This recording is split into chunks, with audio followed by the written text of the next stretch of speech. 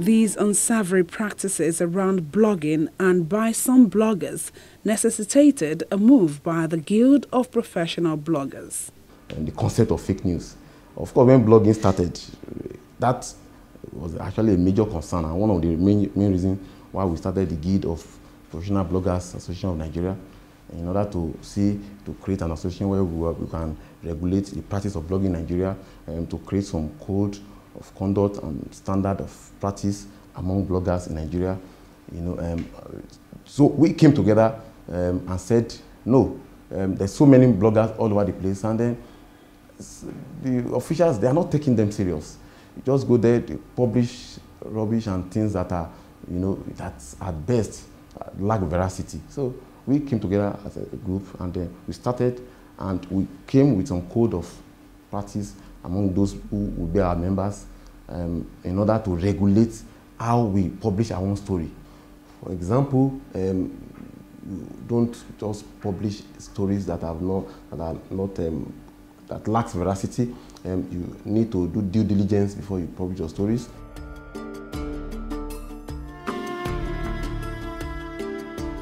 Then when it comes to kids having internet and then having this restriction of going to some websites to read obscene, to see obscene pictures or read stories that they're not meant to see, I think that for now there's no control over it, because the only way it can be controlled is when the parent or the guardian is actually, looking after the ward to make sure that they don't, go to websites that will actually expose them to things that they're not meant to see.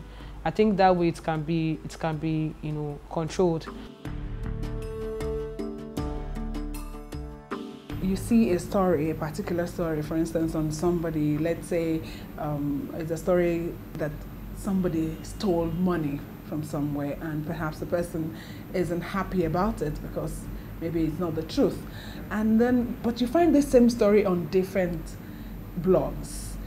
Is it possible to trace the originator of that story? It's actually possible, but the details are not so clear.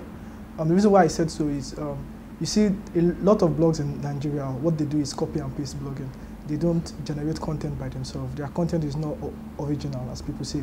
So you find that like blog A posts something like, hey, this person was caught stealing. Now blog B doesn't even verify the story or something, just like copy and paste it and refine, like change different sentences there, or probably summarize the story and post it on their blog. Then blog C does the same thing, just streamline the story till it's short and stuff. So the only way I can think of right now is to check the time that the story was published, because I know every post on the blog has a timestamp. So if you can check the time, then I think the oldest timestamp will verify the first person that actually posted that story. But in the real sense of it, there is no exact way to like trace the original story. Being able to trace the source of stories is not as difficult when it comes to reports put out by the well-established traditional media, whether broadcast or print, and this is one distinguishing factor from those that operate online. If you look at it critically, you will also agree with me that there's a thin line between blogging, what bloggers do, and what the traditional media, what they do. There's a thin line. I know there's a difference. Basically, especially now that there's a space, there's a competition for that online space. What does bloggers do? They have a blog, they share news content, they update news content and they share news content. They share it through their Twitter, share it through Instagram, they share it through Facebook and through all the social networking sites. Basically, they have a blog, So, of course, the traditional media, most of them have print, and they are also in the online industry. Of course, because they have a lot of resources. So I would not really say there's competition, but because they have a massive resources, so it's very difficult for the bloggers. It's actually bloggers who are trying to, they can't match them really. And for intending bloggers, here are a few tips on what it takes and why the focus should not be on financial gains alone. I always tell people blogging is very, very demanding. It's demanding because when you blog, you have an audience, and these people came to your blog in the first place because because you promised them that they're going to come to Canada and they're going to read news as it's happening.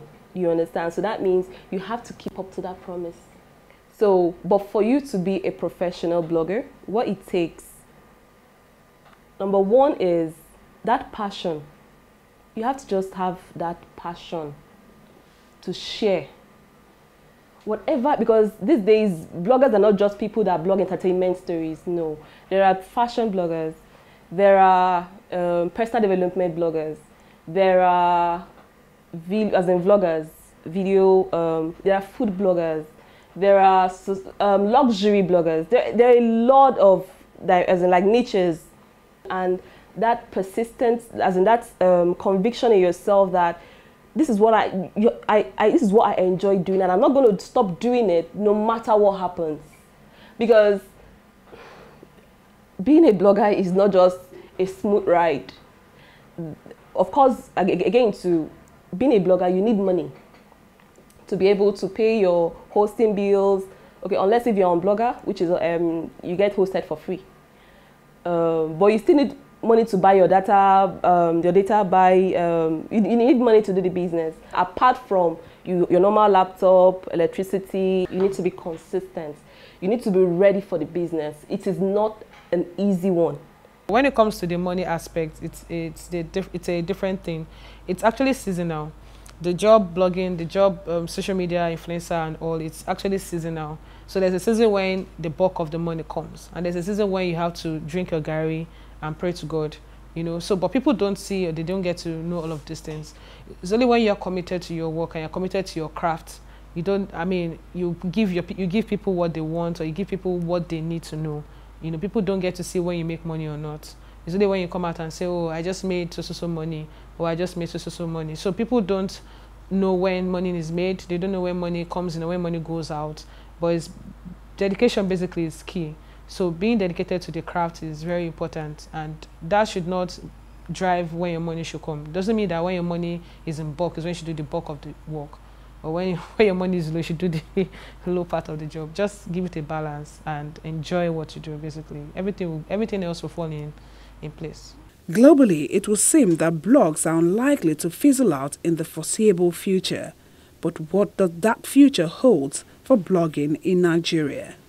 Those of us who have the same interest in doing the same thing the same way, I mean, differently, but in the same direction with good intention.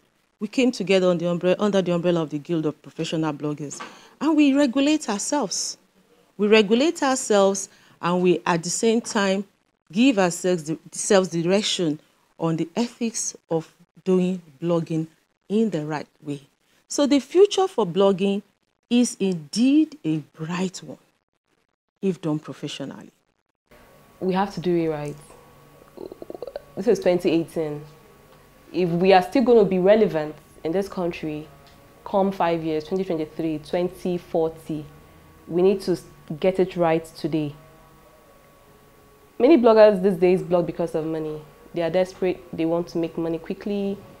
So there's this, they hear from somebody that you can call out a company, and then because they don't want bad publicity, they will call you back and then ask you, let them give you some money to kill the story.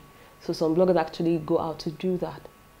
I really want us to, my word is, let's be professional and do it right. We all know what to do right in the job. Let's get back together and do it right. Let's do it right. Have the best intentions at heart. The money will always come, but that's if we do it right.